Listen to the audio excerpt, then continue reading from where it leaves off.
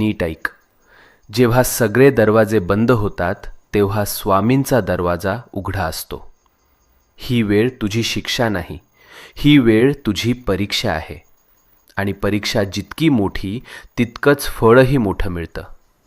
तू रडलेला प्रत्येक अश्रू, तू केलेली प्रत्येक प्रार्थना आणि तू सहन केलेली प्रत्येक वेदना स्वामींनी पाहिली आहे, स्वामींनी ऐकलं आहे.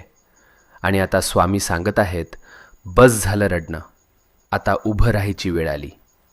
भूतकाळ तिथेच सोड. जे गेलंय ते संपलंय.